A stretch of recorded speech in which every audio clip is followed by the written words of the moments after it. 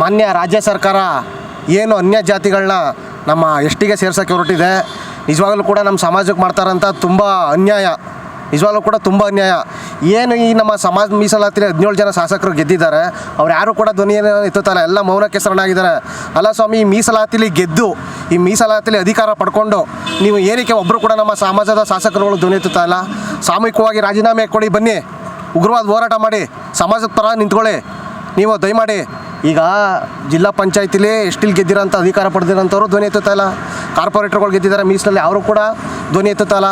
ನಮ್ಮ ಸಮಾಜದ ಮೀಸಲಾತಿ ಅಡಿಯಲ್ಲಿ ಗೆದ್ದು ನೀವು ಎಲ್ಲ ಥರ ಅಧಿಕಾರಗಳನ್ನ ಪಡ್ಕೊಂಡು ನೀವು ಸಮಾಜ ಪರ ಯಾವುದೋ ಈ ಥರ ಸಮುದಾಯನ ಎಷ್ಟಿಗೆ ಸೇರ್ಪಡೆ ಆಗ್ತಾಯಿದ್ರೆ ಅಂದರೆ ನಾವೊಂದು ಗ್ರಾಮ ಪಂಚಾಯತಿ ಮೆಂಬರ್ ಕೂಡ ಹಾಕೋಕ್ಕಾಗಲ್ಲ ಮುಂದಿನ ದಿನಗಳಲ್ಲಿ.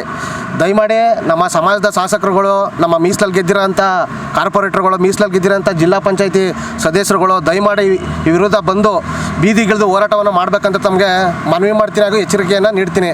ಈಗ ಈ ಥರ ಸಮುದಾಯ ಶಾಸಕರು ಹೇಳಿಕೆ ಕೊಡ್ತಾ ಇದ್ದಾರೆ, ನೀವು ನೋಡಿದ್ರಿ ಮೊನ್ನೆ ಶ್ರೀವತ್ಸ ಅವರು ಈ ಥರ ಸಮುದಾಯದವ್ರು ಹೇಳಿಕೆ ಕೊಡ್ತಾ ಇದ್ದಾರೆ. ಅಲ್ಲ ಸ್ವಾಮಿ, ಈ ಮೀಸಲಾತಿಲಿ ಗೆದ್ದು ನೀವು ಏನಕ್ಕೆ ನೀವು ಅಧಿಕಾರ ಕಂಡ್ಕೊ ಕೂತಿದ್ದೀರಾ? ದಯಮಾಡಿ ಅಧಿಕಾರ ಶಾಶ್ವತ ಅಲ್ಲ. ಈ ಸಮಾಜದಲ್ಲಿ ಹುಟ್ಟಿದ್ದೀರಾ, ಈ ಸಮಾಜದ ಮೀಸಲಾತಿಲಿ ಗೆದ್ದಿದ್ದೀರಾ. ದಯಮಾಡಿ ನೀವು ಸಾಮೂಹಿಕವಾಗಿ ನೀವು ಬಂದು ಬೀದಿಗಿಳಿದು ಹೋರಾಟ ಮಾಡಿ ಅನ್ಯ ಜಾತಿನ ದಯಮಾಡಿ ನಮ್ಮ ಎಷ್ಟಿಗೆ ಸೇರಿಸೋದಕ್ಕೆ ಮುಂಚೂಣಿಯಿಂದ ಹೋರಾಟ ಮಾಡಬೇಕಂತ ತಮ್ಮಲ್ಲಿ ಕೇಳ್ಕೊತೀನಿ. ಅಂದರೆ ನಿಮ್ಮ ನಾಯಕರುಗಳೇ ಎಲ್ಲ ಒಂದು ಕಡೆ ಒಪ್ಪಿಗೆ ಸೂಚಿಸ್ಬಿಟ್ಟಿದ್ದಾರೆ ಅಂತ ಅನ್ಸುತ್ತಾ? ಇಲ್ಲ, ಹೌದು, ನಿಜವಾಗ್ಲೂ ಕೂಡ ಇದು ದುರಂತ ಕತೆ, ನಮ್ಮ ಸಮಾಜದ ದುರಂತ ಕತೆ. ಅಲ್ಲ ರೀ ಸ್ವಾಮಿ, ನೀವು ಶಾಸಕರಿದ್ದೀರಿ, ಮಿನಿಸ್ಟ್ರುಗಳಾಗಿದ್ದರೆ ಅದೇ ಎಷ್ಟಿ ಮಿನಿಸ್ಟ್ರು ಬಂದಾಗ ತಾ ಮುಂದು ಅಂತ ಅಧಿಕಾರ ತಗೊಳ್ಳೋದಕ್ಕೆ ಬರ್ತೀರಿ. ಸಮಾಜಕ್ಕೆ ಅನ್ಯಾಯದಾಗ ಏನಕ್ಕೆ ನೀವು ಬರ್ತಾಯಿಲ್ಲ? ಒಬ್ಬರು ಯಾರೋ ರಾಜೀನಾಮೆ ಕೊಟ್ಬಿಟ್ರೆ, ಯಾರೋ ಕಿತ್ತಾಕ್ಬಿಟ್ರೆ ಸಾಕು, ನಾನು MLA ಆಯ್ತೀನಿ, ನಾನು ಮಿನಿಸ್ಟ್ರ್ ಆಗ್ತೀನಿ ಅಂತ ಬರ್ತೀರಿ. ನೀವು ಸಮಾಜಕ್ಕೆ ಅನ್ಯಾಯದಾಗಲೂ ಬಂದು ಧ್ವನಿ ಎತ್ತಿ.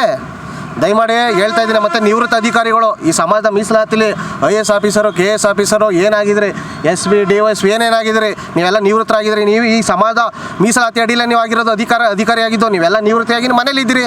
ನಿಮ್ಮ ಮಕ್ಕಳು ನಿಮ್ಮ ಮನೆ ಚೆನ್ನಾಗಿದ್ರೆ ಸಾಕ. ಈ ಸಮಾಜದ ಮೀಸಲಾತಿಯನ್ನು ಉಂಡು ಈ ಸಮಾಜದಲ್ಲಿ ಎಲ್ಲ ಅಧಿಕಾರಗಳನ್ನ ಪಡ್ಕೊಂಡಿರೋಂತಕ್ಕಂಥ ನನ್ನ ಸಮಾಜದ ಅಧಿಕಾರಿಗಳು, ನನ್ನ ಸಮಾಜದ ರಾಜಕಾರಣಿಗಳು ದಯಮಾಡಿ ಈ ಥರ ಸಮಾಜನ ಏನು ಎಷ್ಟಿಗೆ ಸೇರಿಸ್ತಾ ಇದ್ದಾರೆ ಅದನ್ನು ಬಂದು ಸಾಮೂಹಿಕವಾಗಿ ಬಂದು ಬೀದಿಗಿಳಿದು ಹೋರಾಟ ಮಾಡ್ಬೇಕಂತ ತಮ್ಮಲ್ಲಿ ಮನವಿ ಮಾಡ್ತೀನಿ, ಹಾಗೂ ಎಚ್ಚರಿಕೆಯನ್ನು ಕೊಡ್ತೀನಿ. ಇಲ್ಲಾಂದರೆ ನಿಮಗೆ ಮುಂದಿನ ದಿನಗಳಲ್ಲಿ ಕೈ ಬೆಳೆ, ಹಣೆಗೆ ಕುಂಕುಮ, ಸೀರೆಯನ್ನು ಕೊಡಬೇಕಾಯ್ತದೆ.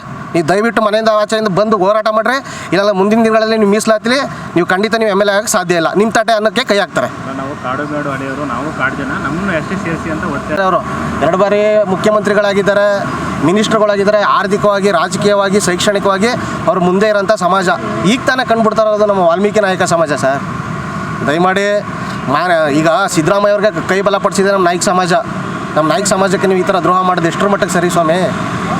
ದಯಮಾಡಿ ಈ ಥರ ವಿಚಾರಗಳಿಗೆಲ್ಲ ನೀವು ಕೈ ಹಾಕ್ಬೇಡಿ. ನಿಮ್ಮ ಸರ್ಕಾರ ಬರೋ ಕಾರಣವೇ ನಮ್ಮ ನಾಯಕ ಸಮಾಜ, ಅದನ್ನು ಮಂದಟ್ಟಲ್ಲಿ ಇಟ್ಕೊಳ್ಳಿ.